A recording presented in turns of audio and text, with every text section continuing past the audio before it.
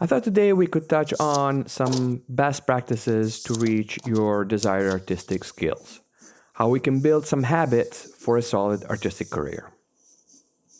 I should mention this is a companion video to the best practices for your artistic goals. I would urge you to start there, as setting goals is at the base of best practices. I'll leave a link in the description. The next video will cover best practices for the artistic mindset. But today we'll be focusing on the best approach to learning artistic skills. If you have additional suggestions, leave them in the comments so that others can also benefit from what you learned. I'll be sharing what I picked up from my experience and what I came to realize with years of trial and error. These are tips I wish I had known about when I first entered the visual industry. Hopefully this will shave a few hours off of your frustration from your artistic journey. By the way, that is my hand that is drawing, and for those of you who don't know me, hi, I am C. I've been in the visual industry for over 2 decades, and I'm also a partner at Curio here in Vienna, where our main line of work is to create content and visuals for the entertainment sector. This Curio series is intended to provide tips to artists who are dealing with the many peculiarities of the entertainment industry. I hope the tips I share will help you reach your artistic goals faster. After all, this industry is quite fast-paced. So let's get started. Skills are countable like your goals. They're not abstract like your artistic mindset, which we'll be covering next video. We can say, I know how to use a marker, how to use a particular software, but we can't learn a complex skill in a day. It takes some effort and time. We have to teach our muscles how to move to obtain a result based on a knowledge that we acquired. We need to have a realistic expectation in order to achieve our goals. We have to break down the skills that we're learning into smaller tasks. If we're learning a software, we can learn how to create our own brushes this week. We shouldn't expect to learn everything about Photoshop or Blender in 1 week. That is unreasonable and unrealistic. No one can learn a software package that fast. If you've never touched a 3D package, you're looking at 6 months to get up and running with a good general understanding of what 3D is and what it can do. But after that, it's much easier to jump from Blender to Maya, into Substance or Marvelous Designer. After all, you've now grasped the language and what it's needed to create in a 3D environment. We don't start our career knowing what a UV map is, what normals and color channels and alphas are, what a pre-multiplied alpha means. But these are things that will carry across software packages, just like how color theory and design concepts do. Be smart about what you're learning so that you can optimize your time investment. And of course, be realistic about the goals you give yourself. We don't want to set ourselves up to fail. We should give ourselves small, achievable learning tasks, many and one after the other, just like putting a foot in front of the other. We need to build positive self-reinforcement. Small things add up to quite a lot if they're done in a constant manner. Set the goal to learn something new every day. You should improve on a daily basis. It doesn't have to be something big. Learn a term, try a new software tool icon, read an article about anthropology on what they discovered in Pompeii. Being well-rounded will help you be a better artist. Art for the entertainment industry is quite a wide field. You can do matte painting or character design, rigging, or compositing, and these are just some of the few. Try to identify your area of interest. That will be time effective. If you're able to choose your area of interest early in the game, you'll be better off. If you landed on this video, you're probably fascinated by drawing, and I can definitely advise you to learn by watching. Live drawing is the most accessible and the best way to learn. It forces you to slow down and look. A teacher once told me, all the answers are there. And it's true. We need to learn to look. We have to pay attention to our subject. Learn to see the negative shape, not just the positive. Learn to see the color you're painting as just a color, not an eyebrow. We should stay focused on what we're doing. We're committed to spend the time on this task. And if we're committed, we might as well get the best out of it and learn something. We shouldn't be wasting this time. I can't say enough.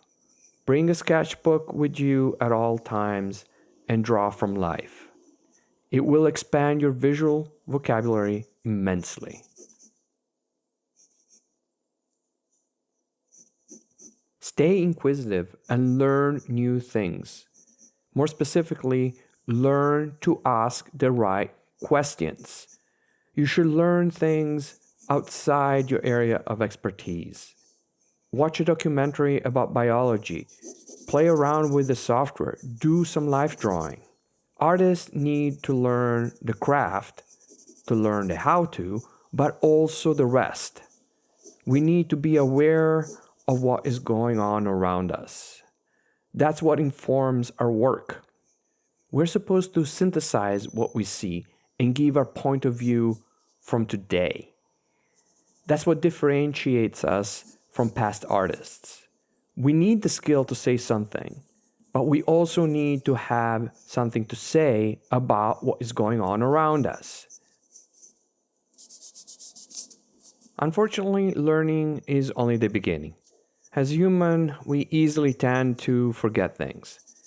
That's why we need to reinforce and practice what we know. We need to keep those neurons connections strong and build more of them. We need to avoid complacency.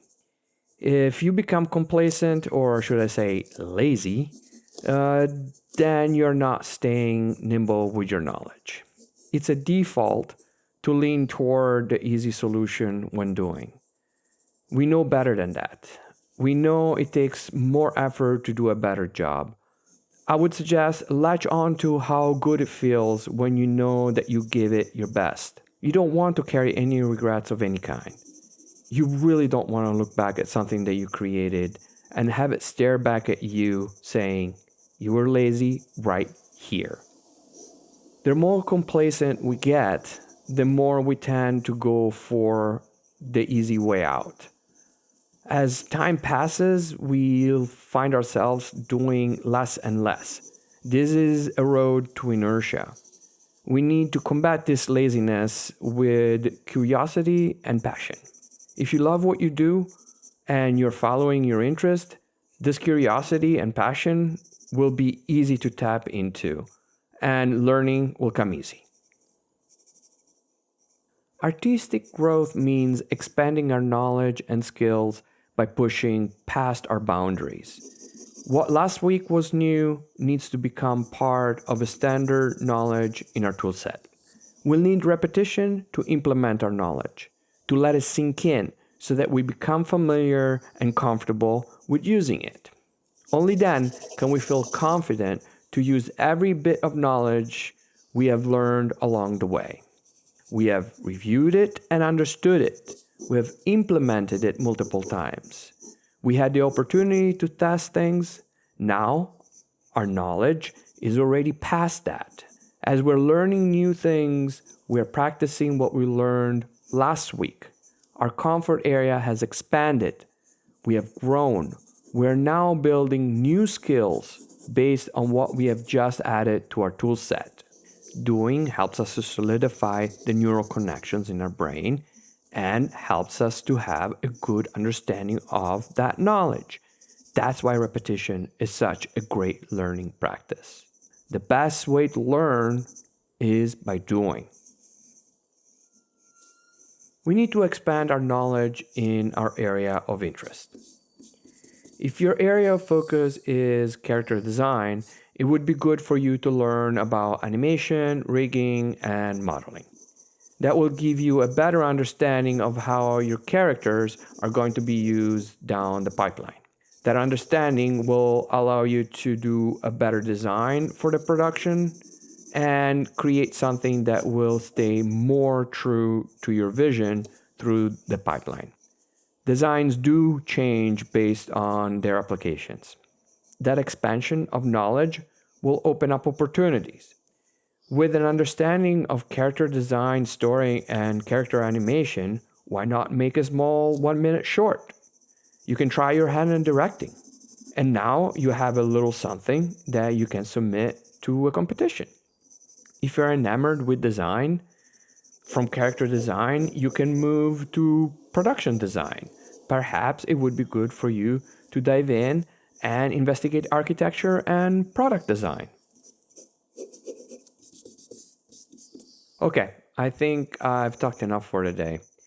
Let me recap and say that my advice is be patient with the learning process. Rome wasn't built in a day. You're on a journey, not a sprint. Stay curious, learn to ask the right questions that are particular to your goals, and make sure you learn something new every day. That will ensure that your artistic growth. You'll feel really good about your achievement as you look back.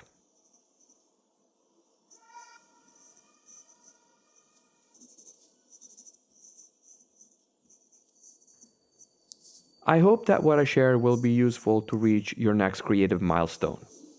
If you found this video at all helpful, you can support the channel by pushing that pesky thumbs up and the notification bell if you want to know when the next video gets released. In the case you'd like to leave a comment, I'll do my best to get back to you with the relevant info and answer your question. In the meantime, stay curious, keep learning, and of course, stay creative.